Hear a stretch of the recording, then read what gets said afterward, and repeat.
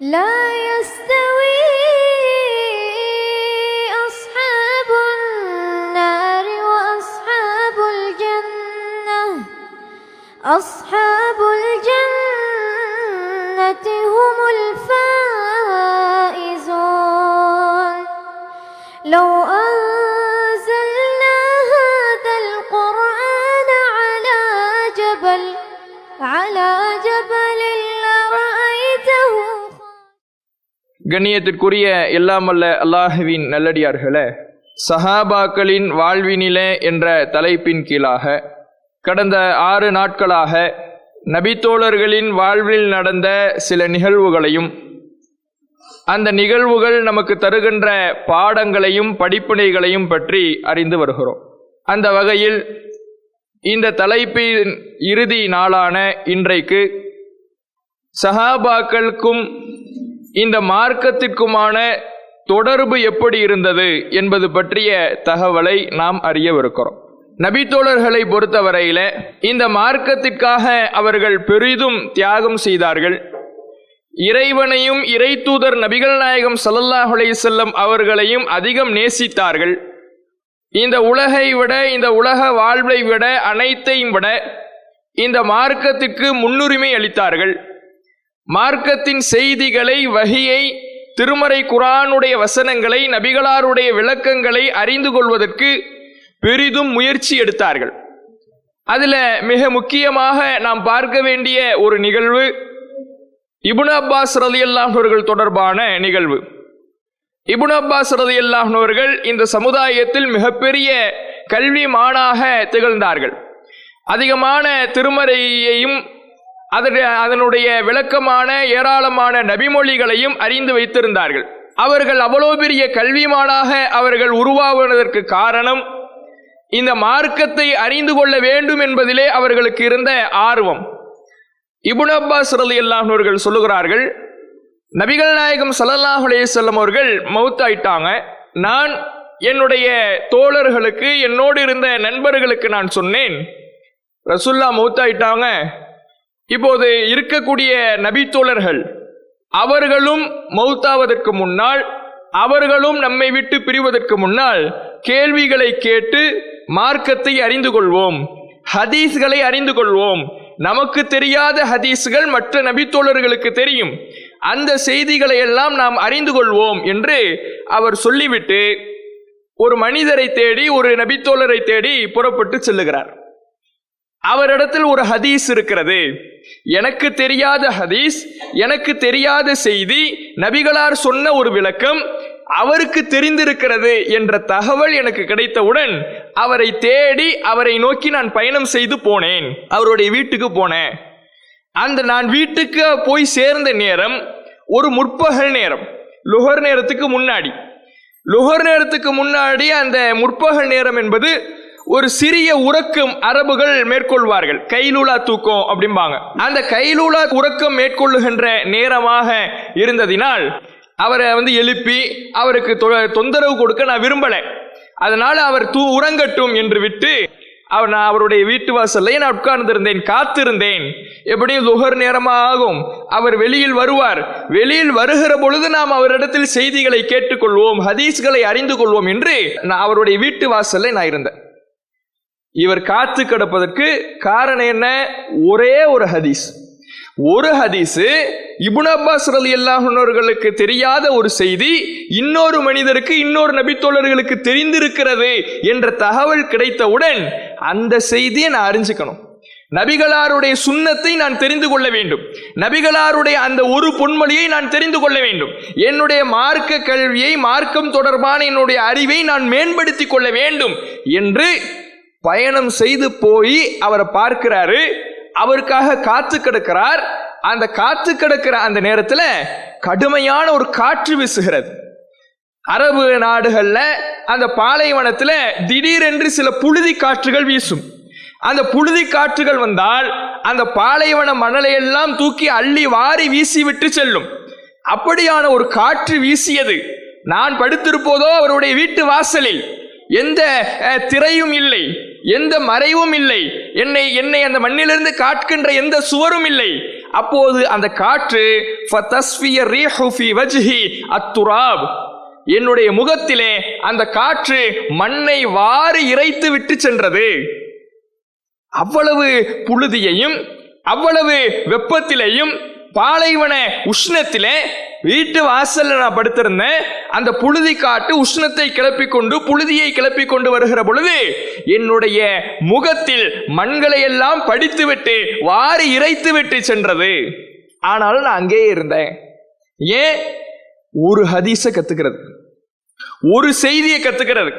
நபிகளார் சொன்ன ஒரு பொன்மொழியை நான் அறிந்து கொள்ள வேண்டும் என்பதற்காக அவருடைய வீட்டு வாசல்ல இருந்தேன். அப்புறம் அவர் வந்தார். வந்து என்னை பார்த்துட்டு அவர் சொன்னாரு, அல்லாஹுடைய தூதர் அவர்களின் பெரிய தந்தை மகனார் நீங்கள்.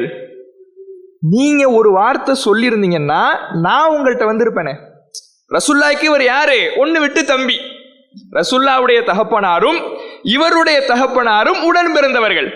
அப்ப இவர் ரசூலுல்லாஹ்வுக்கு ஒன்னு விட்டு தம்பி. அப்ப நபிகள் நாயகம் ஸல்லல்லாஹு அலைஹி வஸல்லம் அவர்களுக்கு நெருங்கிய உறவினராக இருக்கின்ற நீங்கள் ஒரு வார்த்தை சொல்லியிருந்தால் நான் உங்களை தேடி வந்திருப்பேனே என்ற ஒரு வார்த்தை சொல்லியிருக்க கூடாதா என்று அந்த வீட்டிற்கு சொந்தக்காரரான மனிதர் கேட்கிறார். அப்ப இப்னு அப்பாஸ் ரலியல்லாஹு அன்ஹு அவர்கள் சொல்றாங்க, இல்ல, உங்களிடத்தில் இருக்கக்கூடிய ஹதீஸை தெரிந்து கொள்ள வேண்டும் என்கின்ற தேவை எனக்கு தான். தேவை இருக்கின்ற நான் உங்களிடத்தில் வருவதுதான் சரியானதை தவிர உங்களை நான் கஷ்டப்படுத்த விரும்பல. நான் ஹதீஸ் அறிஞ்சுக்கணும், நான் செய்தி அறிந்துக்கணும்னா நான் கஷ்டப்படுகிறேன், நான் பயணம் செய்கிறேன், நான் சிரமத்தை தாங்கிக் கொள்ளுகிறேன் என்று ஒரு ஹதீஸ் தெரிஞ்சுக்கிறதுக்கு இவ்வளவு சிரமப்பட்டிருக்கிறார். இவர் மட்டுமல்ல, இது ஒரு உதாரணம். ஒரு பானை சோற்றுக்கு ஒரு சோறு பதம் என்பதை போல மற்ற நபி தோழர்களுக்கெல்லாம் இந்த இப்னு அப்பாஸ் ரலியல்லாஹு அன்ஹு ஒரு சான்று. மார்க்கத்தை கற்றுக்கொள்வதிலே அவர்களுக்கு இருந்த ஆர்வம் என்பது எந்த ஒரு சிரமம் வந்தாலும் குர்ஆனை கற்றுக்கொள்ள வேண்டும், ஹதீஸை கற்றுக்கொள்ள வேண்டும் என்பதிலே அவர்களுக்கு பேரார்வம் இருந்தது. இன்றைக்கு நமக்கு இருக்கிறதா? மார்க்கத்தை தெரிந்து கொள்ள வேண்டும் என்பதிலே, குர்ஆனை கற்றுக்கொள்ள வேண்டும் என்பதிலே, ஹதீஸ்களை தெரிந்து கொள்ள வேண்டும் என்பதிலே நமக்கு இது போன்ற ஆர்வம் இருக்கிறதா? நாம இவ்வளவு கஷ்டப்பட தேவையே இல்லை. நாம போய் புழுதியில கடக்கணுங்கிறது அவசியமா? இன்றைக்கு மார்க்கத்தை கற்றுக்கொள்ள தேவையில்லை. உணவு இல்லாம கஷ்டப்படணும்னு அவசியமா? இல்ல. பயணம் செஞ்சு போகணும், பாலைவனத்துல நடந்து போகணும், இவ்வளவு சிரமம்லாம் நமக்கு இருக்குதா? இல்ல. குர்ஆனை தெரிந்து கொள்ள, ஹதீஸ்களை தெரிந்து கொள்ள இவ்வளவு கஷ்டங்களையும் சிரமங்களையும் நாம் அனுபவிக்க தேவையில்லை. நாம் இருக்கின்ற இடங்களில் நம்முடைய குர்ஆனை நாம் அறிந்து கொள்ளலாம், ஹதீஸ்களை அறிந்து கொள்ளலாம். நாம் அதற்கு எடுக்க வேண்டியது ஒரு சிறிய முயற்சியும் நம்முடைய வாழ்க்கையில் சிறிய நேரத்தை ஒதுக்குவதும் தான். அதற்காக முயற்சி செய்கிறோமா? நேரத்தை ஒதுக்குகிறோமா? உலகத்தில் இருக்கின்ற எத்தனையோ காரியங்களுக்காக, வீணான காரியங்களுக்காக நம்முடைய நேரத்தை செலவிடுகிற நாம், வீணான கேளிக்கையான விஷயங்களுக்காக நேரத்தை ஒதுக்குகிற நாம், மார்க்கத்தை கத்துக்கிறதுல ஆர்வம் காட்டுகிறோமா? குர்ஆனை படிப்பதிலே, ஹதீஸ்களை அறிந்து கொள்வதிலே ஆர்வம் காட்டுகிறோமா? நம்முடைய குர்ஆனுடைய அறிவு நமக்கு நாம் ஏற்படுத்திக் கொள்ளவில்லை என்றால், ஹதீஸ்களை பற்றிய தெளிவை நாம் அடைந்து கொள்ளவில்லை என்றால், அந்த மார்க்கம் யாருக்காக சொல்லப்பட்டது? ஒட்டுமொத்த அகில மக்களுக்காக சொல்லப்பட்டது. எங்களுடைய வேதம் தான் இந்த உலகத்தில் தலைச்சிறந்த வேதம், முரணில்லாத வேதம், உண்மை கருத்துக்களை உள்ளடக்கிய வேதம், மக்களின் உள்ளங்களை கவருகிற வேதம். இப்படியெல்லாம் மாறுதட்டி கொள்ளுகிற நாம் அந்த வேதத்தின் கருத்துக்களை நாம் அறிய வேண்டாமா? எத்தனையோ வீணான விஷயங்களுக்கு நேரம் ஒதுக்குறோமே. இப்ப IPL நடக்குது, கிரிக்கெட்டு, இதுக்கு எவ்வளவு முக்கியத்துவம் கொடுத்து பார்க்கறாங்க. அந்த மேட்சை பார்க்கணுங்கிறதுக்காக எவ்வளவு அதுக்காக நேரத்தை ஒதுக்குறாங்க. வேலைகள்ல இருந்தா கூட போன்ல அதை ஓபன் பண்ணி லைவ பார்த்துக்கிட்டே வேலைகள்ல ஈடுபடக்கூடியவர்கள் எத்தனை பேர் இருக்கிறார்கள்? நேரடியாக கண்டுகளிக்க வேண்டும் என்பதற்காக பொருளாதாரத்தை செலவு செய்துவிட்டு போகக்கூடியவர்கள் எத்தனை பேர்? வேலையே எனக்கு இருந்தாலும் என்னிடத்துல தான் போன் இருக்குதே, நான் நேர்ல போய் பார்க்கணுங்கிற அவசியம் இல்லைனாலும் என்கிட்ட தான் இந்த போன் இருக்குதே, இதுல நான் லைவ் பார்ப்பனேன்னு தன்னுடைய வேலைகளை ஒரு பக்கம் பார்த்துக்கிட்டு லைவ ஓபன் பண்ணி முன்னாடி வச்சுக்கிட்டு இதுக்கு பார்த்துக்கிட்டு இதுல முழு கவனத்தை எடுக்கிறோமே. இது மாதிரி மார்க்கத்தை கத்துக்கிறதுக்கு என்னைக்காவது முயற்சி செஞ்சிருக்கிறோமா? ஒரு பயான முன்னாடி போட்டு அந்த பயானில் என்ன கருத்துக்கள் சொல்லப்படுகிறது, என்ன வசனங்கள் ஓதப்படுகிறது, என்ன ஹதீஸ்கள் சொல்லித்தரப்படுகிறது, என்ன விளக்கங்கள் அளிக்கப்படுகிறது, நான் என்னுடைய மனதிற்குள் உள்வாங்கிக் கொள்ளுகிறேன். எத்தனை பேர் முயற்சி பண்றோம்? அந்த முயற்சி இல்லையே. இதிலிருந்தே நாம் புரிந்து கொள்ள வேண்டாமா நாம் எதற்கு முக்கியத்துவம் கொடுக்கிறோம்? குர்ஆன் ஹதீஸை அறிந்து கொள்வதற்கு முக்கியத்துவம் கொடுக்கிறோமா, அல்லது வீணான கேளிக்கையான காரியங்களுக்கு முக்கியத்துவம் கொடுக்கிறோமாங்கிறத இதிலிருந்தே அறிந்து கொள்ள வேண்டாமா? அப்ப நாம் இந்த உலகத்தில் வாழுகிற பொழுது எதற்கு முக்கியத்துவம் கொடுக்க வேண்டும் என்பதை உணர்ந்து செயலாற்றக்கூடியவர்களாக இருக்கணும். அப்ப இப்படி இந்த நபித்தோழர்கள் இந்த குர்ஆன் ஹதீஸை அறிந்து கொள்வதற்கு பெரும்பாடுபட்டார்கள், அரும்பாடுபட்டார்கள். இவ்வளவு அவங்க கஷ்டப்பட்டு மார்க்கத்தை கற்றிருந்தாலும், சிரமத்தை அடைந்து குர்ஆன் ஹதீஸை அறிந்திருந்தாலும், ஒரு அடிப்படை நாம தெளிவாக புரிந்து கொள்ள வேண்டும். ஏன்னா அந்த அடிப்படை இன்றைக்கு சில பேர் மறுக்கிறார்கள், மறந்து விடுகிறார்கள். என்னதான் அவர்கள் சிரமப்பட்டு குர்ஆன் வசனத்தை அறிந்திருந்தாலும், ஹதீஸ்களை அறிந்திருந்தாலும், அவர்களும் மனிதர்கள் தான். அவர்களும் நம்மை போன்ற ஒரு மனிதர்கள் தான். இறைவனிடத்திலே அவர்களுக்கு மிகச்சிறந்த அந்தஸ்து இருக்கிறது, மிகச்சிறந்த கூலி இருக்கிறது. அவர்கள் அரை கைப்பிடி தர்மம் செய்து அடைகின்ற கூலியை விட உஹது மலை அளவு நாம கொட்டி கொடுத்தாலும் அடைய முடியாது. அவ்வளவு நன்மையிலே முந்தியவர்கள், நன்மையில் சிறந்தவர்கள், ஈமானில் முந்தியவர்கள், இறையச்சத்தில் முந்தியவர்கள், மாற்று கருத்துக்கே இடமில்லை. ஆனால் யதார்த்தத்தில் அவர்கள் யார்? தூதரா? இறை தூதர்கள் அல்ல. அவர்கள் இறை தூதரோடு பாடுபட்டவர்கள், நம்மை போன்ற மனிதர்கள், சிறப்பிற்குரியவர்கள், மாற்று கருத்து இல்லை. இந்த மார்க்கத்துல தர்மம் நமக்கு வலியுறுத்தி சொல்லப்பட்டிருக்கிறது. நாம தர்மம் செய்ய நம்முடைய உள்ளம் நம்மை உந்தி தள்ள வேண்டுமா? அந்த சஹாபாக்களுடைய வரலாறை படித்து தர்மங்களுக்கு அவர்களை ஒரு முன்மாதிரியாக எடுத்துக்கொள்ளலாம். மார்க்க சொல்லி தந்திருக்கின்ற வணக்க வழிபாடுகளில் நம்முடைய உள்ளம் ஆர்வம் கொள்ள வேண்டுமா? அவர்களின் வரலாறுகளை படித்து நம்முடைய உள்ளத்தில் ஆர்வம் ஊட்டிக் கொள்ளலாம். மார்க்கத்தில் ஈடுபாடு கொண்டு அர்ப்பணிப்போடு தியாக மனப்பான்மையோடு செயல்பட வேண்டுமா? அவர்களின் வாழ்க்கையை பார்த்து நம்முடைய உள்ளத்தில் ஆசையை, இறைவனின் கூலியின் மீது உண்டான நம்பிக்கையை அதிகப்படுத்திக் கொள்ளலாம். மற்றவர்களுக்கு மார்க்கத்தை சொல்லிக் கொடுப்பதிலே வருகின்ற சிரமங்களை, விமர்சனங்களை சகித்துக் கொள்ள வேண்டுமா? அவர்கள் கடைபிடித்த பொறுமையை நமக்கு முன்னுதாரணமாக எடுத்துக் கொள்ளலாம். ஆனால் இவ்வளவு சிறப்புகள் அவர்களுக்கு இருந்தாலும், அவர்களுடைய வாழ்வை நாம் முன்மாதிரியாக, முன்னுதாரணமாக எடுத்துக்கொண்டாலும், அவர்களுடைய கருத்துக்களை மார்க்கமாக எடுத்துக்கொள்ள வேண்டுமா? சஹாபாக்கள் ஒரு கருத்தை சொல்றாங்க, அவருடைய மனதில் தோன்றுகிற ஒரு கருத்தை முன்மொழிகிறார். அந்த கருத்தை நாம மார்க்கமாக ஏற்றுக்கொள்வதற்கு அனுமதி இருக்கிறதா? இல்லை. இந்த அடிப்படையை நாம தெளிவாக பிரித்து புரிந்து கொள்ள வேண்டும். சஹாபாக்கள் போற்றுதலுக்குரியவர்கள், புகழுக்குரியவர்கள், போற்றப்பட வேண்டியவர்கள், இந்த சமுதாயத்தின் மிகச்சிறந்த தலைமுறையை சார்ந்தவர்கள், இறைவனிடத்தில் உயர்ந்த அந்தஸ்தை பெற்றவர்கள், இறைவனிடத்தில் மிகச்சிறந்த தரஜாவிற்கு சொந்தக்காரர்கள். ஆனால் குர்ஆன் ஹதீஸ் மட்டும்தான் மார்க்கம். சஹாபாக்கள் எவ்வளவு அந்தஸ்தில் உயர்ந்தவர்களாக இருந்தாலும் அவர்களுடைய கருத்துக்கள் மார்க்க கருத்துக்களாக ஆகாது. அவங்க மூலமாகத்தான் நமக்கு ஹதீஸ்கள் வந்தது. ஹதீஸ்கள் யார் அறிவித்தார்? நாம போய் டைரக்டா கேட்க முடியுமா? சஹாபாக்களின் வழியாகத்தான் நமக்கு வந்துச்சு. ரசூல்லா சஹாபாக்களுக்கு சொல்லுவாங்க, சஹாபாக்களை அதை அறிந்து கொள்வார்கள். அவர்கள் அடுத்த தலைமுறை, அடுத்த தலைமுறை, அடுத்த தலைமுறைன்னு வந்துதான் நமக்கு ஹதீஸ்கள் வந்து கிடைச்சிருக்குது. அப்படி சொல்லக்கூடிய கருத்துக்கள் நபிகள் நாயகம் சொன்னார்கள் என்று அவர்கள் சொல்லுகிற பொழுது அந்த ஆதாரபூர்வமான நபிமொழிகளை நாம் மார்க்கம் என்று ஏற்றுக்கொள்வோம். அதே சமயம் அதே நபித்தோழர் தன்னுடைய கருத்தாக ஒரு கருத்தை முன்மொழிவார் என்றால் அந்த கருத்தை மார்க்கமாக ஏற்றுக்கொள்ள மாட்டோம். இதுதான் இஸ்லாம் நமக்கு சொல்லித் தருகிற அடிப்படை. அல்லாஹ் திருமறை குர்ஆனிலே நமக்கு சொல்லுகிறான், இத்தபிஉ மா உன்சில இலைக்கும் மிர் ரப்பிக்கும், உங்கள் ரப்பிடமிருந்து உங்களுக்கு அருளப்பட்டதை மாத்திரம் நீங்கள் பின்பற்றுங்கள். வலா தத்தபிஉ மின் தூனிஹி அவுலியா, அல்லாஹ்வை விடுத்து வேறு பொறுப்புதாரிகளை நீங்கள் பின்பற்றாதீர்கள். இந்த மார்க்கத்துக்கு பொறுப்பாளன் என்பவன் அல்லாஹ் மட்டும்தான். இந்த மார்க்கத்துக்கு சொந்தக்காரன் என்பவன் அல்லாஹ் மட்டும்தான். அவனுடைய கருத்துக்கள் மட்டும்தான், அவனுடைய வார்த்தை மட்டும்தான், அவனுடைய விளக்கம் மட்டும்தான் நீங்கள் பின்பற்ற வேண்டும். அவனுடைய வார்த்தைகள் எது? திருமறை குர்ஆன். அந்த திருமறை குர்ஆனுக்கு அவன் கொடுக்கின்ற விளக்கம் எது? நபிகளாரின் வாழ்க்கை. இந்த இரண்டும் மட்டும்தான் மார்க்க சட்டமா பின்பற்றணும். நாம ஒரு காரியத்தை செய்யறோம், அதுக்கு என்ன ஆதாரம்? இந்த குர்ஆன்ல இருக்குது. அதுக்கு என்ன ஆதாரம்? இது ஹதீஸ்ல இருக்குது. ஆதாரம் என்பது மார்க்க விஷயங்களுக்கு குர்ஆனிலிருந்து இருக்க வேண்டும், ஹதீஸ்களிலிருந்து இருக்க வேண்டும். இதை விடுத்து அல்லாஹ் தான் இந்த மார்க்கத்துக்கு பொறுப்பாளன் இருக்கும் பொழுது அந்த பொறுப்பாளனுடைய கருத்துக்களான இந்த குர்ஆன் ஹதீஸை விட்டு வேறு மனிதர்களை நீங்கள் பொறுப்பாளிகளாக பின்பற்றாதீர்கள். மற்றவர்களுடைய கருத்துக்களை, அவர்கள் நபித்தோழர்களாக இருக்கலாம், பின்னால் வந்த தாபீன்களாக இருக்கலாம், தபா தாபீன்களாக இருக்கலாம், இமாம்களாக இருக்கலாம், எவ்வளவு பெரிய அறிவு ஜீவிகளாக இருக்கலாம், சிறப்பிற்குரியவர்களாக இருக்கலாம், அந்தஸ்தை பெற்றவர்களாக இருக்கலாம். ஆனால் அவர்கள் சொல்வது இறைவனுடைய வார்த்தைகள் அல்ல. இறைவனுடைய வார்த்தையை மட்டும்தான் பின்பற்றணும்னா அந்த இறைவனுடைய வார்த்தை ரசூலுல்லாஹ்வுக்கு மட்டும்தான் அருளப்பட்டுச்சு. ரசூலுல்லாஹ்வுக்கு பிறகு யாருக்கும் வஹி வரல.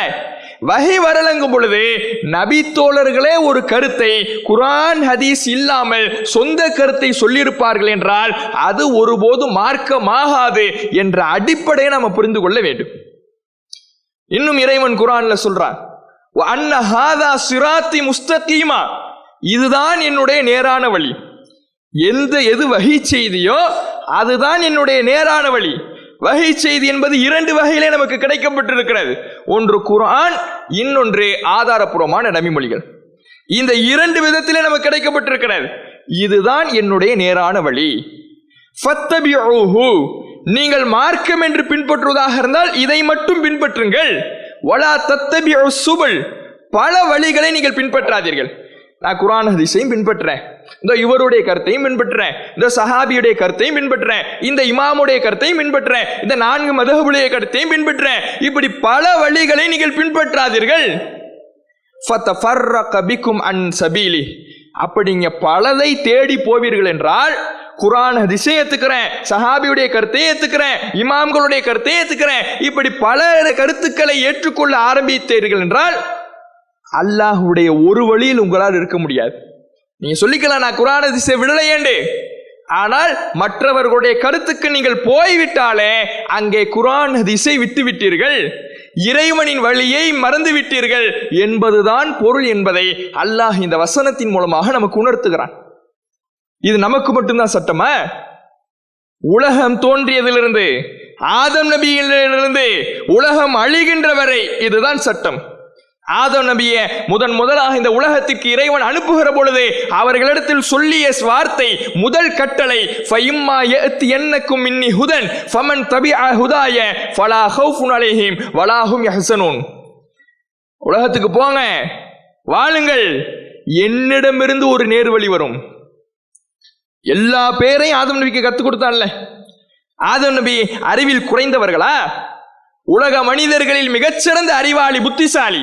அல்லம ஆதமல் அஸ்மா குல்லஹா, எல்லா பெயர்களையும் ஆதம் நபிக்கு அல்லாஹ் கற்றுக் கொடுத்தான். அப்படின்னா எவ்வளவு பெரிய புத்திசாலி, எவ்வளவு பெரிய அறிவாளி.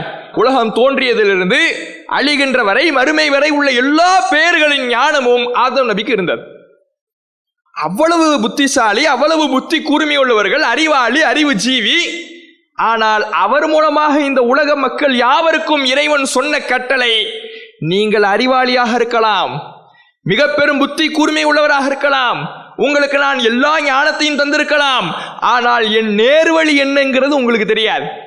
அது என்கிட்ட இருந்து தான் வரும். மார்க்க கட்டளை என்பது, மார்க்க சட்டதிட்டம் என்பது, எது ஹராம் என்பது, எது ஹலால் என்பது, வழிபாடுகளை எப்படி செய்ய வேண்டும் என்பது, இப்படியான எல்லா சட்டதிட்டங்களும் மார்க்கத்தின் அடிப்படைகளும் என்னிடமிருந்து வரும். அதை பின்பற்றுபவர் தான் மறுமையில் வெற்றி பெறுவார். அப்ப இந்த உலகத்துல வாழக்கூடிய எல்லா மனிதனுக்கும் கட்டளை என்னன்னா, வஹியை மட்டும் பின்பற்றணும், குர்ஆனையும் ஹதீஸ்களை மட்டும் பின்பற்றணும். இதை தாண்டி வேறு மனிதருடைய கருத்தை நாம் மார்க்கம் என்று கருத ஆரம்பித்தால் அது மிகப்பெரிய வழிகேட்டில் போய் தள்ளிடும். இந்த அடிப்படையை புரிஞ்சுக்கணும். சஹாபாக்கள் இப்படி சொல்றதுனால சஹாபாக்கள் நாம் ஒன்றும் கொச்சைப்படுத்தல. நம்முடைய உரைகள், இந்த 6 நாள் தொடர் உரைகளிலேயும், இது அல்லாத மற்ற உரைகளிலேயும் நாம் மக்களுக்கு உபதேசம் செய்கிற பொழுது, அறிவுரை சொல்லுகிற பொழுது, மக்களுக்கு உத்வேகம் அளிக்கிற பொழுது, குர்ஆன் வசனத்திற்கு முன்னுதாரணமாக, ஹதீஸ்களுக்கு முன்னுதாரணமாக சஹாபாக்களின் வாழ்வில் நடந்த நிகழ்வுகள் தான் எடுத்து சொல்லப்படுகிறது. ஒவ்வொரு உரையிலேயும் சஹாபாக்கள் போற்றப்படுகிறார்கள், புகழப்படுகிறார்கள், அவர்களுடைய தியாகங்கள் மெச்சப்படுகிறது. ஆனால் அந்த புகழ்ச்சி, அந்த போற்றுதல்லாம், அந்த அவர்களின் மீது நாம வச்சிருக்கிற நேசம் பாசம் எல்லாம் இறை அதிகாரத்துல தலையிட வைப்பதற்கல்ல. போற்றுவோம், புகழ்வோம், ஆனால் அவர்களுடைய சொந்த கருத்துக்கள் மார்க்கமாக ஆக்கப்படணுமா? அதுல தான் நம்ம கொஞ்சம் கவனமா இருக்கணும், ஜாக்கிரதையா இருக்கணும். ஏன்னா இன்றைய காலகட்டத்தில் இப்படியான ஒரு கொள்கையை மக்களுக்கு மத்தியிலே புகுத்துகிறார்கள். சஹாபாக்களின் நேசத்தை மக்கள் மத்தியிலே தவறாக பயன்படுத்தி சஹாபாக்களின் மீது உள்ள பாசத்தையும் நேசத்தையும் வச்சு சஹாபாக்களை பின்பற்றணும். அவங்க என்னெல்லாம் சொல்லியிருக்கிறாங்களோ, என்ன கருத்தையெல்லாம் முன்மொழிந்திருக்கிறார்களோ அதையெல்லாம் மார்க்கமாக ஏற்றுக்கொள்ளணும். குரான்ல பாரு, ஹதீஸ்ல பாரு, இல்லைன்னா சஹாபாக்களுடைய கருத்தை பாரு, அந்த கருத்தை நீ மார்க்க சட்டமாக எடுத்துக்க. இப்படி கொண்டு வந்து நிறுத்துறாங்க. இது உண்மையான சஹாபாக்கள் மீது வைக்கிற பாசமா? இது உண்மையிலே அவர்களின் மீது கொண்டிருக்கிற பாசமா என்றால் இது உண்மையான பாசம் அல்ல. அந்த பாசத்தை, அவர்களின் மீது வைத்திருக்கிற நேசத்தை, நன்மதிப்பை தவறாக, மார்க்கத்திற்கு எதிராக, அவர்கள் எந்த மார்க்கத்தை தன்னுடைய ரத்தம் சிந்தி உருவாக்கினார்களோ அந்த மார்க்கத்தை விட்டு விலக்கி அவர்களுடைய தியாகத்தை கொச்சப்படுத்துறதா அவர்களை பின்பற்றுன்னு சொல்றது. உண்மையிலே அது நேசம் கிடையாது, அவர்களின் மீது வைக்கிற மதிப்பு கிடையாது. அவர்களின் மீது வைக்கிற மதிப்புனா அவர்கள் எந்த கொள்கையை உயிரை கொடுத்து வளர்த்தாங்க, எந்த கொள்கையை அவர்கள் தங்களுடைய பொருளாதாரத்தை கொடுத்து வளர்த்தார்கள், உதிரம் சிந்தி உருவாக்கினார்கள், அப்படிப்பட்ட அந்த வகையை மட்டும் பின்பற்றணுங்கிற கொள்கையில நாம நிற்கும் பொழுதுதான் அவங்க தியாகத்தை நாம புகழுகிறோம்னு அர்த்தம், அவங்க தியாகத்துக்கு நாம ஒரு முக்கியத்துவம் கொடுக்கிறோம்னு அர்த்தம். அது இல்லாம நான் சஹாபாக்களை மதிக்கிறேன், புகழுகிறங்கிற பேர்ல சஹாபாக்கள் என்னெல்லாம் சொன்னாங்களோ, அதை குர்ஆன் ஹதீஸ்ல இல்லாததை எதையெல்லாம் முன்மொழிந்தார்களோ அதையெல்லாம் நான் மார்க்க சட்டமா பின்பற்றுவேன்னு அவர்களுடைய சொந்த கருத்தை மார்க்கமா ஆக்க போயிட்டோம்னா இது சஹாபாக்களுடைய தியாகத்தை, அவர்கள் வளர்த்த மார்க்கத்தை கொச்சைப்படுத்துவது. இந்த அடிப்படையை சரியாக புரிஞ்சுக்கணும். ஏன்னா நபி தோழர்களே இப்படி கிடையாது. நபித்தோழர்கள் மார்க்கத்தை அறிந்து கொள்வதற்கு முக்கியத்துவம் கொடுத்தாங்க. ஆனால் அவர்கள் யார்? மனிதர்கள். அவர்களுக்கு பல சட்டங்கள் தெரியாம இருந்திருக்குதே. தெரியாம இருக்குதுன்னு நம்ம சொல்றதுனால அவர்களை கொச்சைப்படுத்துகிறோமா, திட்டுகிறோமா, வசைபாடுகிறோமா? இல்லை, அவங்களுக்கு தெரியலைங்கிறத அவங்களே ஒத்துக்கிட்டாங்க. எங்களுக்கு சில விஷயங்கள் தெரியல, நாங்க வியாபாரத்தில் ஈடுபட்டோம், வணிகத்தில் ஈடுபட்டோம், எல்லா நேரத்திலையும் ரசூலுல்லாவோடு இல்ல, நபிகள் நாயகம் குடும்பத்தோடு வாழ்ந்தார்கள், குடும்பத்தோடு அவர்கள் என்ன சட்டத்தை சொன்னார்கள் எங்களுக்கு தெரியாது, அவர்களுக்கு தான் தெரியும். நபிகள் நாயகம் பயணத்துக்கு புறப்பட்டு செல்வார்கள், அந்த பயணத்தில் என்ன சொன்னார்கள் அவர்களுக்கு தான் தெரியும். ரசூலுல்லாஹ் ஒவ்வொரு தருணத்தில் சொன்னது எல்லாமே எல்லா சஹாபாக்களுக்கு தெரியாது. அந்தந்த நேரத்தில் யார் யார் அவர்களோடு இருந்தார்களோ அவர்களுக்கு தான் தெரியும்.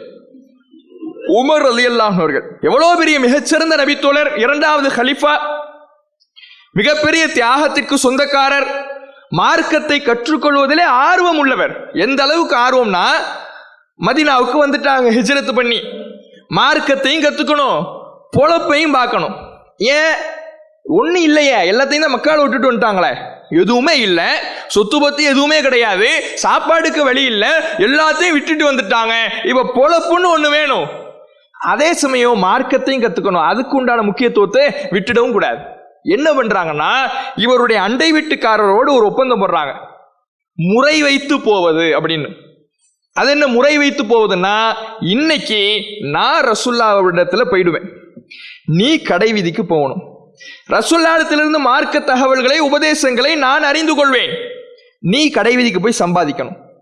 ரெண்டு பேரும் கடைசியில் ஒன்று கூடி நான் ரசூலுல்லாஹ்ட்ட இருந்து கத்துக்கிட்டதெல்லாம் உனக்கு சொல்லித்தரேன், நீ சம்பாதிச்சதுல இருந்து பாதி எனக்கு. நாளைக்கு நான் கடை வீதிக்கு போவேன், நீ ரசூலுல்லாஹ்ட்ட போகணும், ரசூலுல்லாஹ் சொன்ன தகவல்களை எல்லாம் கேட்டுட்டு நீ வரணும், நான் சம்பாதிச்சுட்டு வருவேன், ரெண்டு பேரும் இதை நீ எனக்கு சொல்லிக் கொடு, நான் சம்பாதிச்சதுல பாதி உனக்கு. முறை வைத்து போனாங்க. இவ்வளவு மார்க்கத்தில் ஆர்வம் உள்ளவர், மார்க்கத்தை கற்றுக்கொள்வதற்கு முக்கியத்துவம் கொடுத்தவர், மிகப்பெரிய தியாகி, மிகப்பெரிய நீதிமான். ஆனால் அந்த உமர் ரலியல்லாஹு அவர்களுக்கு ஒரு சில செய்திகள் தெரியாம தான் இருந்தது. அவரை உமர் ரலியல்லாஹு அவர்களை பார்க்க அபூ மூஸா ரலியல்லாஹு அவர்கள் வருகிறார்.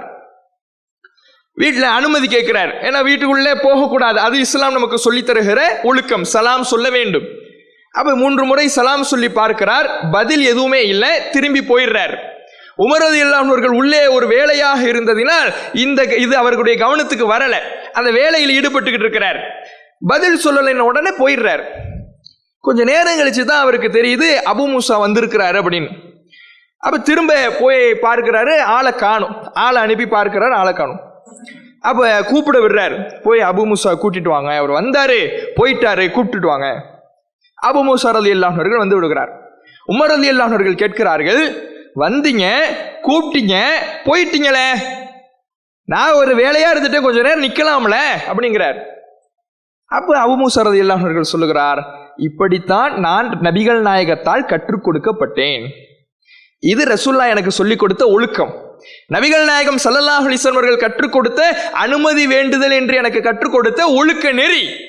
3 முறை அனுமதி கேட்டேன், பதில் வரவில்லை, திரும்ப சென்று விட்டேன்.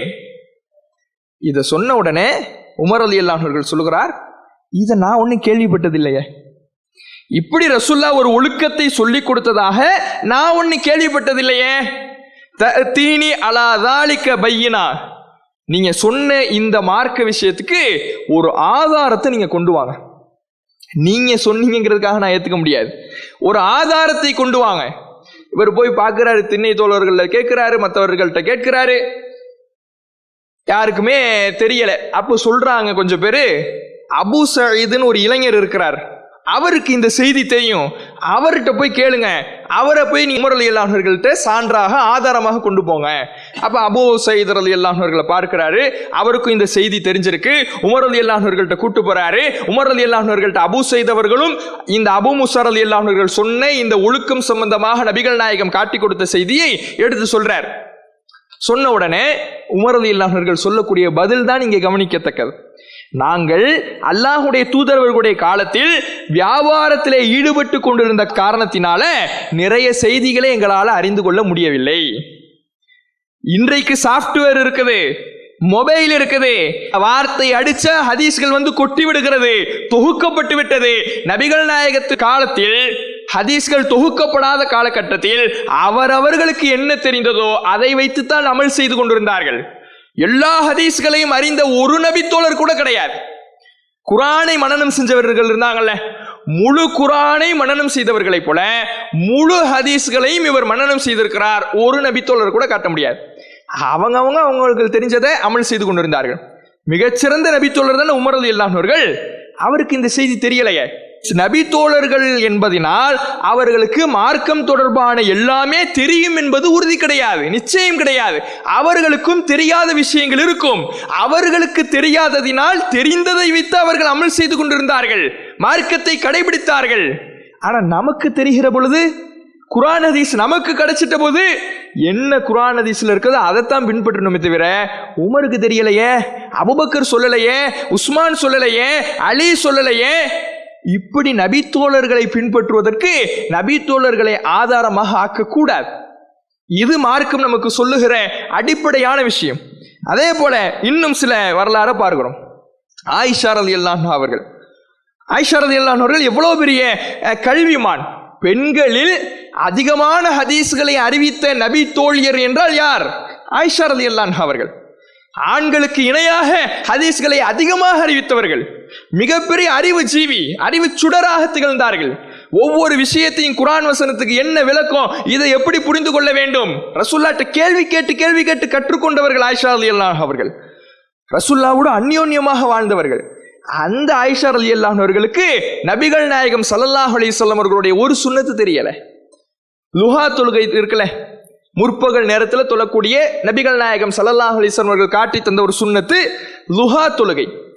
இந்த லுஹா தொழுகை நபிகள் நாயகம் ஸல்லல்லாஹு அலைஹி வஸல்லம் அவர்கள் காட்டி தந்த சுன்னத்து என்று ஹதீஸ்கள் ஆதாரபூர்வமாக இருக்கிறது. ஆனால் ஆயிஷா ரலியல்லாஹு அவர்கள்ட்ட கேட்கப்படுகிறது. ஆயிஷா ரலியல்லாஹு அவர்கள் சொல்லுகிறார்கள், நபிகள் நாயகம் லுஹா தொழுகை தொழுது நான் பார்த்ததே இல்லை. ஆயிஷா ரலியல்லாஹு அவர்கள் நபிகள் நாயகத்தோடு பின்னி பிணைந்து வாழ்ந்தவர்கள். ஆயிஷா ரலியல்லாஹு அவர்கள் சொல்றாங்க, ரசூலுல்லாஹ் தொழுது நான் பார்த்ததே இல்லை. அதே போல உமர் ரலியல்லாஹு அவர்கள் அவர்கிட்ட போய் கேள்வி கேட்கிறாங்க, நீங்க லுஹார் தொழுகை தொழுவீங்களா? இல்ல, நான் தொழுவுறது இல்லை. அபூபக்கர் ரலியல்லாஹு அவர்கள் தொழுவாரா? இல்ல, அவர் தொழுது நான் பார்த்ததில்ல. சரி, ரசூலுல்லாஹ் தொழுவாங்களா? இல்ல, எனக்கு தெரியல, ரசூலுல்லாஹ் தொழுத மாதிரி எனக்கு தெரியல. உமர் ரலியல்லாஹு அவர்கள் ஆயிஷா நாயகி அவர்கள் இருவரும் மிகச்சிறந்த ஆளுமைகள், மிகச்சிறந்த நபித்தோழர்கள், நபித்தோழியர்கள். ரசூலுல்லா லுஹா தொழுத செய்தி அவங்களுக்கு தெரியல. அந்த ஒரு சுன்னத் அவர்களுடைய கவனத்துக்கு வரல. ஏன்னா அன்றைக்கு இருந்த வசதி அவ்வளவுதான்.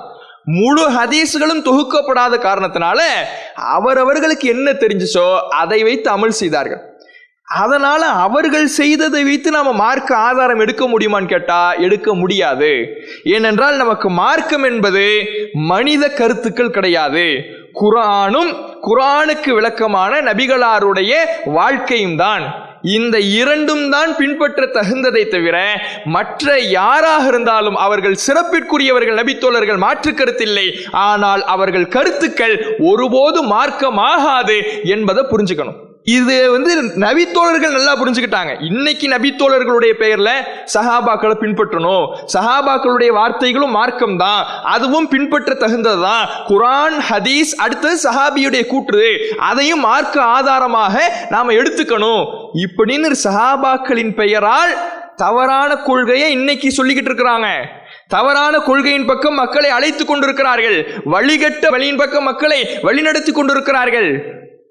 ஆனா சஹாபாக்கள் தெளிவா இருந்தாங்க. அவங்க எந்த அளவுக்கு தெளிவா இருந்தாங்கன்னா வஹியை மட்டும்தான் பின்பற்றணுங்கிறதுல அவங்க உறுதியா இருந்தாங்க.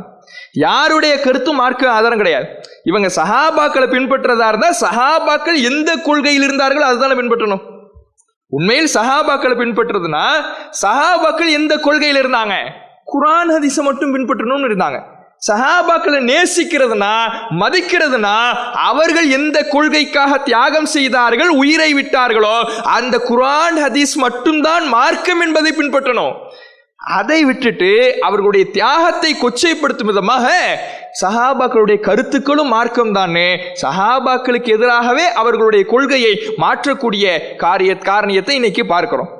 எந்த அளவுக்கு சஹாபாக்களுடைய அந்த வஹியை மட்டும் பின்பற்றணுங்கிற அந்த பிடிமானம் இருந்துச்சுன்னா, உஸ்மான் ரலியல்லாஹு அவர்கள் அவர் சொல்லுகிறார், இந்த தமத்து முறையில ஹஜ்ஜி செய்யறது, ஹஜ்ஜில 3 வகை இருக்கு.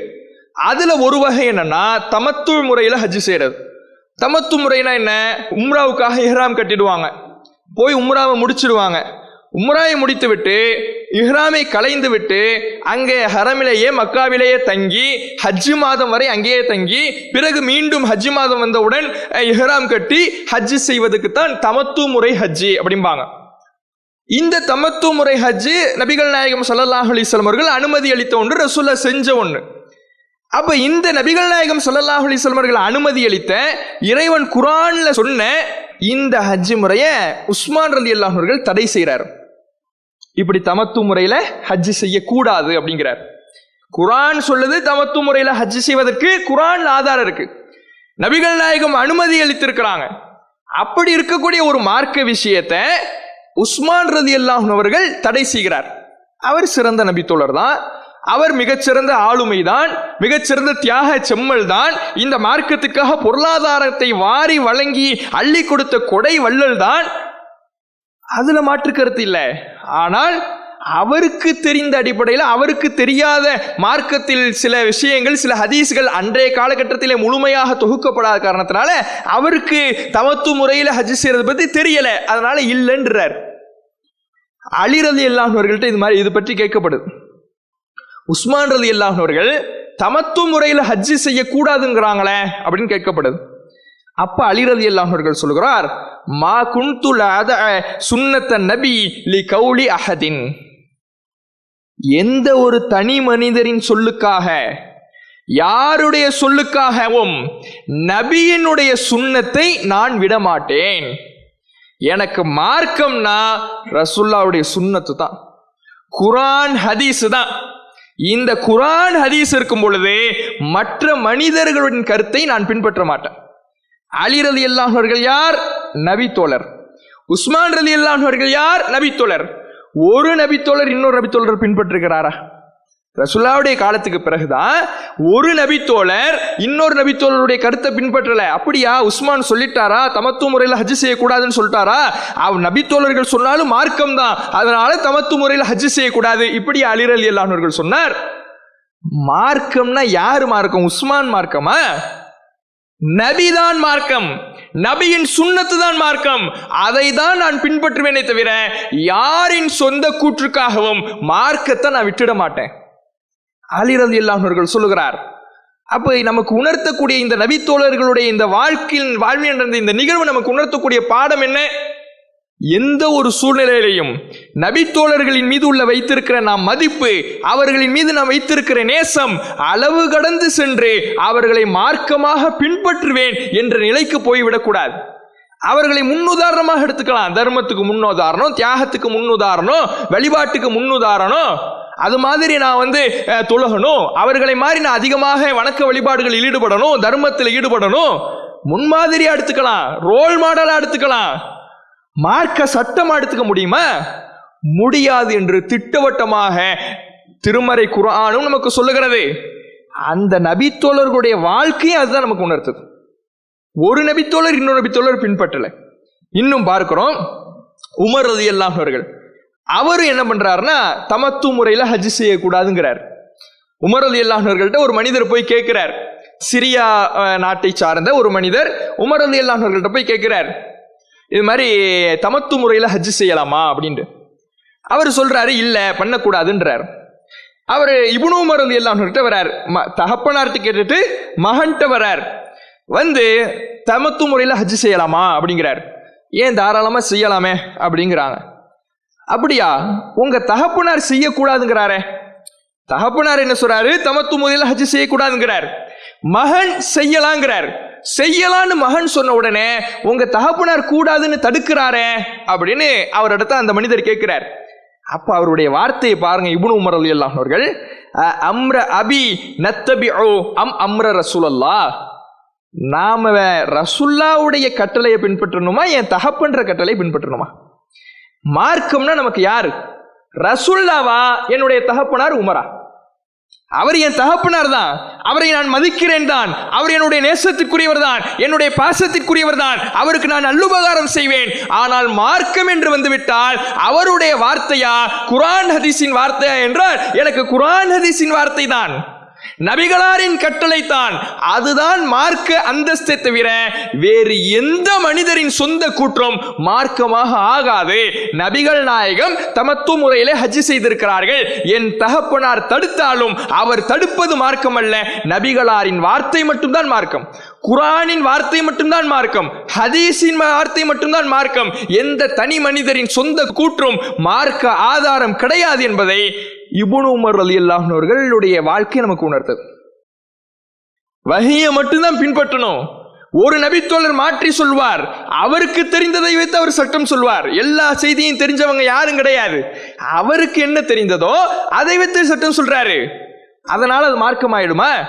அவருடைய சொந்த கருத்து அதே குர்ஆன் ஹதீஸினுடைய அந்தஸ்தை பெற்று விடுமா? அது பின்பற்றப்பட வேண்டியதா? நம்முடைய மறுமை வெற்றிக்கு அது வழிவகுக்குமா? குர்ஆன் ஹதீஸை பின்பற்றுகிற பொழுதுதான் நம்முடைய மறுமை வெற்றிக்கு அது வழிவகுக்கும். இன்னும் பார்க்கிறோம் எந்த அளவுக்குன்னா, அபூ மூஸா ரலியல்லாஹு அவர்கள்ட்ட ஒரு கேள்வி கேட்கப்படுது. ஒரு மார்க்கம் தொடர்பான ஒரு சட்டம் தொடர்பாக ஒரு கேள்வி தொடுக்கப்படுகிறது, சொத்துரிமை சம்பந்தமா. அவர்கிட்ட போய் கேட்கிறாரு ஒரு மனிதர் அபூ மூஸா ரலியல்லாஹு அவர்கள்ட்ட, ஒரு மனிதர் மௌத்தாயிட்டார். அந்த மௌத்தானவருக்கு ஒரு மகள் இருக்கிறாங்க, ஒரு மகள், பெண் மகள் இருக்கிறாங்க. மகனுடைய மகள் இருக்கிறாங்க, பேத்தி. ஒரு மகளு, மகனுடைய மகள், பேத்தி இருக்கிறாங்க. ஒரு சகோதரி இருக்கிறாங்க, உடன் பிறந்த சகோதரி. இப்படி 3 பேர் இருக்கிறாங்க. அவருடைய சொத்தை எப்படி பிரிக்கிறது? இதுதான் அபூ மூஸா ரலியல்லாஹு அவர்கள்ட்ட கேள்வியா கேட்கிறாங்க. அதுக்கு அபூ மூஸா ரலியல்லாஹு அவர்கள் சொல்லுகிறார், மகளுக்கு பாதி, சகோதரிக்கு பாதி, பேத்திக்கு ஒன்றும் கிடையாது அப்படின்ட்டார். நீங்க இப்னு மஸ்ஊத்தையும் போய் கேட்டுங்க அப்படின்றார். அந்த கேள்வி கேட்டவர் இப்னு மஸ்ஊத் ரலியல்லாஹு அவர்கள்ட்ட வரார். இப்னு மஸ்ஊத் ரலியல்லாஹு அவர்கள் அவர் சொல்றாரு, அவர்கிட்ட அந்த கேள்வி கேட்டவர், இப்படி அபூ மூஸாட்ட கேட்டேன், அவர் இந்த பதிலை சொன்னார், இது சரிதானா, இதுதான் மார்க்கமா அப்படின்னு கேட்கிறார். அப்போ இப்னு மஸ்ஊத் ரலியல்லாஹுடைய வார்த்தையை பாருங்க, இதுதான் கரெக்ட்னு நான் சொன்னேன். இப்னு மஸ்ஊத் நபி தோழர் தானே, அவர் சொன்னா மார்க்கம் சட்டம் அப்படின்னு நான் சொல்லிட்டேன்னா, அது கரெக்ட்னு நான் முடிவெடுத்துட்டேன்னா லக்கத லலல்து இதன், அப்ப நான் வழிகட்டவனா ஆயிடுவேன். வழிகெட்டவனாக நான் ஆகிவிடுவேன். ஒமா குன்து மினல் முஹ்ததீன் வமா அன மினல் முஹ்ததீன், நான் நேர்வழி பெற்றவனாக ஆக முடியாது. நான் நேர்வழி பெற்றவன்னா ரசூலுல்லாஹ் சொன்ன மாதிரி நான் இதுக்கு பதில் சொல்லணும். அபு மூசா என்ற நபித்தோழர் தான் சொல்லிட்டாரே என்று நான் பதில் சொன்னேன்னா நான் வழி தவறியனா ஆயிடுவேன், நான் நேர்வழி பெற்றவனா ஆகிட முடியாது. இப்படி அந்த இப்னு மஸ்ஊத் ரலியல்லாஹு அன்ஹு சொல்லிட்டு அதற்கான பதிலை சொல்லுகிறார். மகளுக்கு பாதி, பேத்திக்கு 1/6, மீதி உள்ளது சகோதரிக்கு போகும். இப்படிதான் ரசூலுல்லாஹ் இதற்கு பதில் சொன்னாங்க. இப்படிதான் நபிகள் நாயகம் ஸல்லல்லாஹு அலைஹி வஸல்லம் அவர்கள் சொத்தை பிரித்து கொடுத்தார்கள் என்று ரசூலுல்லாஹ்வுடைய சுன்னத்தை சொல்றார். இப்னு மஸ்ஊத் ரலியல்லாஹு அன்ஹு நபித்தோழர் தான், அபு மூசா ரலியல்லாஹு அன்ஹு நபித்தோழர் தான். இந்த நபித்தோழர் அந்த நபித்தோழரின் கருத்தை பின்பற்றல. அவர் நபித்தோழர் தானே, அவருடைய கருத்து மார்க்கம் தானே, அப்படி போகல. அப்படி போனா நான் வழிகட்டவனாயிடுவேங்கிறார். அதுதான் குர்ஆனுடைய பார்வை. குர்ஆனுடைய பார்வை என்பது நாம குர்ஆனை பின்பற்றணும், ஹதீஸை பின்பற்றணும். அதை விட்டு ஒரு தனி மனிதரின் கருத்தை, அவர் நபித்தோழராக இருந்தாலும் இமாமாக இருந்தாலும் பின்னால் வந்த அறிஞர்களாக இருந்தாலும் அவர்களின் கருத்து மார்க்கம் என்று நாம் பின்பற்றினால் அது வழிகேட்டில் தான் தள்ளும் என்பதற்கு இந்த நபித்தோழரின் வாழ்வில் நடந்த இந்த நிகழ்வும் நமக்கு ஒரு முன்னுதாரணமாக திகழ்கிறது. அப்ப இப்படி நிறைய நிகழ்வுகளை பார்க்கிறோம். அந்த நபித்தோழர்கள் அவர்களுக்கு தெரிந்த செய்திகளை வைத்து அவர்கள் அமல் செஞ்சாங்க. அவங்களுக்கு எல்லாமே தெரியாது, எல்லாவற்றையும் அவர்கள் அறிந்து கொண்டு அவர்கள் செயல்படவில்லை. அன்றைக்கு என்ன வசதி இருந்துச்சு, முயற்சி பண்ணாங்க, கத்துக்கணும்னு பாடுபட்டாங்க, உழைத்தார்கள். ஆனா அன்னைக்கு இருந்த வசதி அவ்வளவுதான். எல்லா ஹதீஸையும் எல்லாராலையும் அறிய முடியாது. எந்த அளவுக்குன்னா தயம்மும் சட்டம் சில பேருக்கு தெரியல. இன்னைக்கு தயம்மும் சட்டம் நமக்கு தெரியுதுல. தயம்மும்னா என்ன, உதுவுக்கு பகரம். நமக்கு தண்ணீர் இல்லைன்னா, பயணத்தில் இருந்தா, நோயாளியா இருந்தா தயமும் என்ற சலுகையை மார்க்கம் தருது. நீங்கள் மண் தொடுங்க, கையை ஊதிடுங்க அல்லது தட்டிடுங்க, முன்கைகளை 2 முன்கைகளையும் தேய்த்து கொள்ளுங்கள், பிறகு முகத்திலே தேய்த்து கொள்ளுங்கள், இதுதான் தயமும், இது உழுவுக்கு பகரமானது, நீங்கள் தொழுது கொள்ளலாம். இது மார்க்கம் சொல்கிற ஒரு சலுகை. இன்னைக்கு இந்த சட்டம் நமக்கு தெரியும். ஆனால் அன்றைக்கு இருந்த காலகட்டத்தில் நிறைய நபித்தோழர்களுக்கு இது பற்றிய சட்டம் தெரியவில்லை. குறிப்பாக உமர் ரலியல்லாஹு அவர்களுக்கு இது போன்ற இந்த சட்டம் அவங்களுக்கு தெரியல. உமர் ரலியல்லாஹு ஒரு மனிதர் கேள்வி கேட்கிறார், மூமின்களின் தலைவரே உமர் ரலியல்லாஹு அவர்களே, நான் குளிப்பு கடமையாயிட்டேன், எனக்கு தண்ணி கிடைக்கல, நான் தொழலாமா அப்படிங்கிறார். தண்ணி கிடைக்கிற வரை நீ தொழக்கூடாது அப்படிங்கிறார். அப்ப பக்கத்தில் இருந்த அம்மார் ரலியல்லாஹு அவர்கள் சொல்லுகிறார், மூமின்களின் தலைவரே உமர் ரலியல்லாஹு அவர்களே, உங்களுக்கு ஞாபகம் இல்லையா, நானும் நீங்களும் ஒரு பயணத்தில் போயிருந்தோம். அப்போ நமக்கு குளிப்பு கடமை ஆயிடுச்சு. அப்போ தண்ணி கிடைக்கல. உடனே நான் என்ன பண்ணினேன், மண்ணில் போட்டு கடந்து புரண்டேன், நான் தொழுதேன். ரசூலுல்லாஹ் இந்த நிகழ்வை பற்றி சொன்னோம், தண்ணி கிடைக்கலங்கிறதுனால நீங்கள் தொழாமல் இருந்தீங்க, ஆனால் நான் மண்ணில் புரண்டு தொழுதேன். நம்ம 2 பேரை பற்றி தகவலை ரசூலுல்லாஹ் சொன்னோம். நபிகள் நாயகம் ஸல்லல்லாஹு அலைஹி வஸல்லம் அவர்கள், நீ புரண்டு இருக்க தேவையில்லையே, நீ இப்படி தட்டி கைகளில் தேய்த்து கொண்டு முகத்தில் தேய்த்து கொண்டால் போதுமானதே அப்படின்னு இந்த தயமும் சம்பந்தமாக நமக்கு சொல்லி கொடுத்ததை நீங்க மறந்துட்டீங்களா? அப்ப உமர் ரலியல்லாஹு அவர்கள் சொல்றாரு, அப்படிலாம் எனக்கு ஒன்றும் நினைவில்லையே, நீ அல்லாஹ்வை பயந்துக்க அப்படிங்கிறார். ரசூலுல்லாஹ்வுடைய சுன்னத், நபிகள் நாயகம் ஸல்லல்லாஹு அலைஹி வஸல்லம் அவர்கள் கற்றுக் கொடுத்த ஒரு முறை, ஒரு சலுகை அம்மார் ரலியல்லாஹு அவர்களுக்கு தெரிந்திருக்கிறது. அதே நிகழ்வில் சம்பந்தப்பட்ட உமர் ரலியல்லாஹு அவர்கள் அதை மறந்திருக்கிறார். காரணம் என்ன? மனிதர் என்கின்ற பொழுது மறதி இருக்கும், தவறுகள் வரும். அவர்களுடைய கருத்துக்கள் ஒருபோதும் இறை அந்தஸ்தை பெறாது. குர்ஆனுடைய வார்த்தையை போல ஹதீஸுடைய வார்த்தையை போல ஆகாது. பின்பற்ற தகுந்தது குர்ஆன் ஹதீஸ் மட்டும்தான். இப்னு மஸ்ஊத் ரலியல்லாஹு அவர்கள், அவருக்கு இந்த தயமும் சட்டம் தெரியல.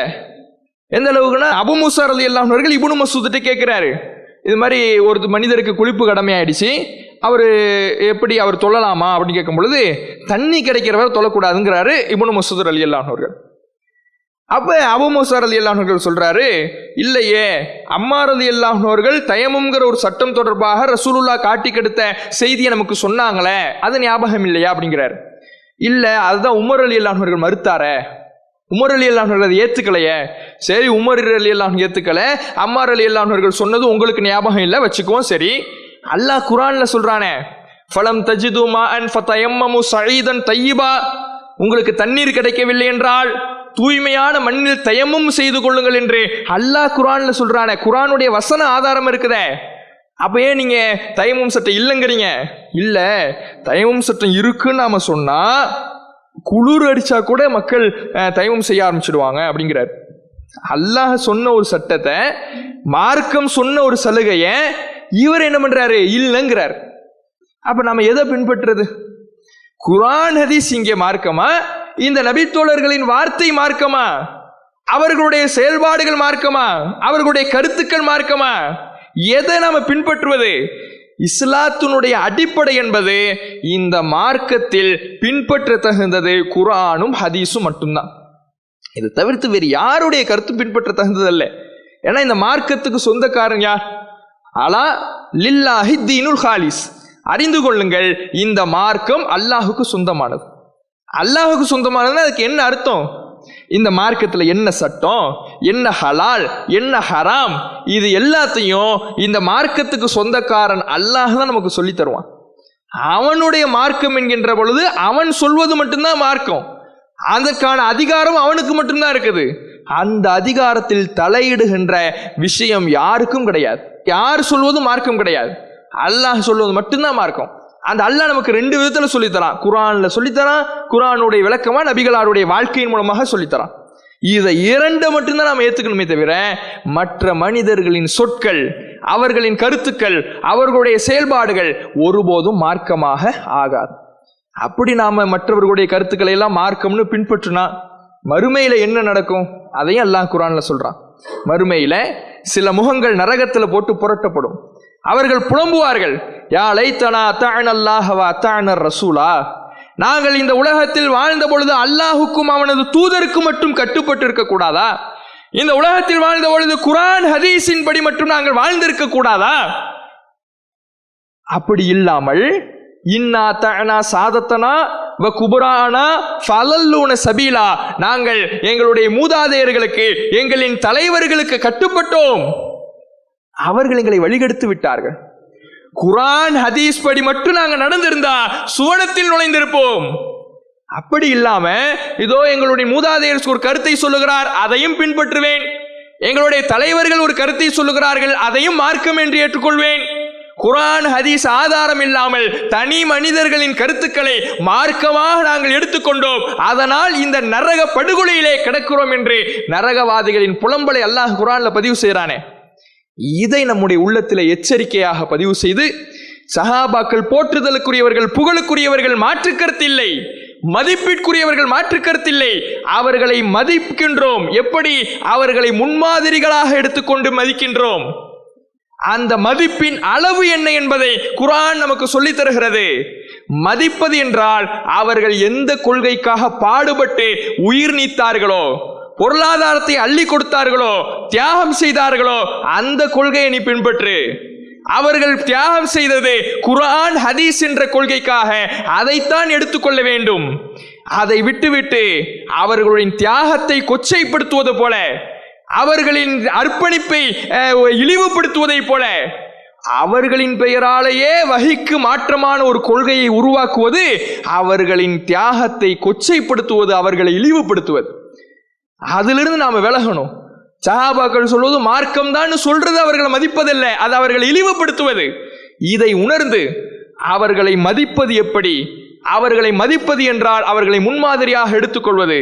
பின்பற்றுதல் என்பது குர்ஆன் ஹதீஸை மட்டும்தான்.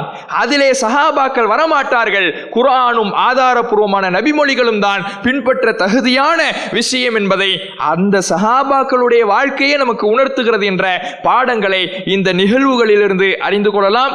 இந்த சஹாபாக்களின் வாழ்வினிலே என்ற தொடரின் கீழே ஏராளமான தகவல்களை அறிந்திருக்கிறோம். மறுமை தொடர்பாக, இந்த உலக வாழ்வு தொடர்பாக, அதே போல பொருளாதாரம் தொடர்பாக, இப்படி பல்வேறு விஷயங்களில் சஹாபாக்களின் பார்வை எப்படி இருந்தது என்பதை அறிந்து கொண்டு அதை நம்முடைய வாழ்க்கைக்கு படிப்பினையாக எடுத்துக்கொண்டதை போல இந்த கொள்கை விஷயத்திலையும் அவர்களை ஒரு படிப்பினையாக எடுத்துக்கொண்டு வஹியை மட்டும் பின்பற்றி நடக்கக்கூடிய நல்லடியார்களாக உங்களையும் என்னையும் அல்லாஹ் ஆக்கில் புரிவான் பிரார்த்தித்து எனது உரை நிறைவு செய்கின்றேன். வ ஆகிரு தாவானா அல்ஹம்துலில்லாஹி ரப்பில் ஆலமீன். அஸ்ஸலாமு அலைக்கும் வரஹ்மத்துல்லாஹி வபரகாத்துஹு.